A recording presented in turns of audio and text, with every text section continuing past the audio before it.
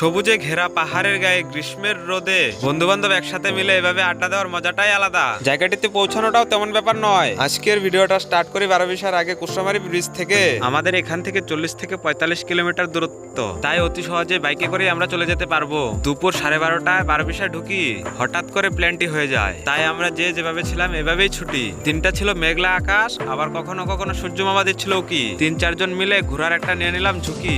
12-20 cross করে পাড়ি দিচ্ছি রায়ডাক নদী। রায়ডাক ব্রিজ পার করে চকচকা হয়ে সবুজে বাসে ঘেরা কত সুন্দর গ্রামীণ রাস্তা ধরে আমরা মনের আনন্দ জাগাতে চলছিলাম। এরকম হুট করে বেরিয়ে পড়তে লাগে সুন্দর কিছু উপভোগ করতে।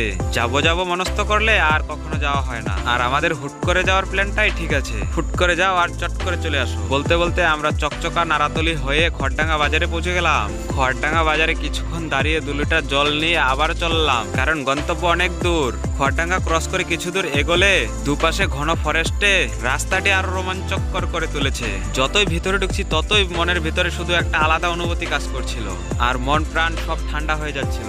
আর এগুলো হচ্ছে আমাদের উত্তরবঙ্গের ডুয়ার্সের ফরেস্ট এরিয়া। গরমের দিনেও এইসব জায়গাতে ঠান্ডা অনুভূতি করা যায়। বলতে বলতে কিছু দূর এগিয়ে রায়ডাক বাগান পেয়ে যায়। এখানকার চায়ের বাগানটি রায়ডাক টি গার্ডেন নামে পরিচিত।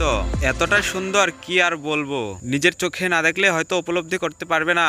দুপাশে চায়ের বাগান, মাঝখানে সুন্দর একটি রাস্তা, সারি সারি গাছের মাঝে আঁকাবাঁকা জনমানবহীন রাস্তা। আর এইসব জায়গাগুলো উত্তরবঙ্গের এক অন্যতম জায়গা রয়েছে, হয়তো কারো নজরে তেমন আসে না এখনো পর্যন্ত। আর এরকম রাস্তা ধরে কিছু দূর এগোলেই দেখো কি দেখা যাচ্ছে সামনে।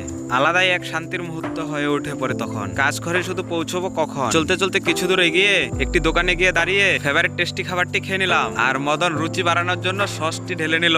মোমো খাওয়া কমপ্লিট হয়ে গেলে বেরিয়ে পড়ি আবারও। আর গন্তব্য জনমানবহীন নিস্তব্ধ এক শান্তির জায়গা। আবারও চায়ের বাগান দিয়ে মাটির রাস্তা ধরে চলছিলাম। আর অবশেষে চায়ের বাগানের শেষ মাথায় দাঁড়িয়ে যাই, কারণ সামনেই ফরেস্ট রয়েছে।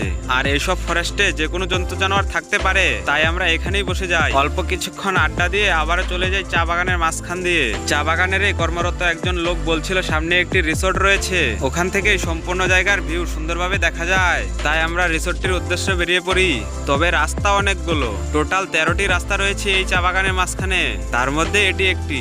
হয়তো খারাপ ভাঙা রাস্তা দিয়েই যাচ্ছিলাম, কারণ আমরা শর্টকাট খুঁজছিলাম। রাস্তাটি দেখিনি কেমন খারাপ কিংবা ভাঙা। অনেকটা দূরে চলে আসি, সামনে দেখাও যাচ্ছে ওই দেখো রিসোর্টটি।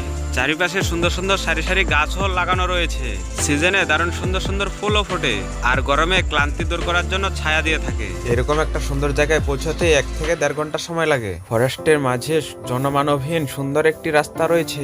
আর জায়গাটি একবার একটু দেখো, কত সুন্দর না জায়গাটি, কত সুন্দর একটি ভিউ পয়েন্ট রয়েছে এখানে। সুন্দর জায়গাটিতে কিছু লোক দাঁড়িয়ে ফটো ভিডিও করছিল। আর আমরা একটু রিসোর্টের ভিতরে ঢুকে যাই। বড় বড় গাছের নিচে থাকা চেয়ারে বসে পড়লো মদন। রিসোর্টে থাকা লোকজন আসলে আজ প্রচুর ঝামেলা রয়েছে, তাই আমাদেরকে বেরিয়ে যেতে বলে। আমরাও আর কোনো জায়গায় দেরি না করে বেরিয়ে পড়ি। তখন বাজছিল 3:30। চা বাগানে প্রবেশ করি একটি রাস্তা দিয়ে আর বেরোই অন্য একটি রাস্তা দিয়ে, কারণ এই চা বাগানের মোট 13টি রাস্তা রয়েছে। রাস্তা থেকে কত সুন্দর ভিউটি। আবারও সেই চায়ের বাগানের মধ্য দিয়ে আমরা বাড়ি ফিরছি। খুবই সুন্দর এবং মন মুগ্ধকর একটি জায়গা, চাইলে তোমরাও একবার ভিজিট করতে পারো। আজকের ভিডিওটা এ পর্যন্তই, দেখা হচ্ছে পরবর্তী অন্য কোনো ভিডিওতে।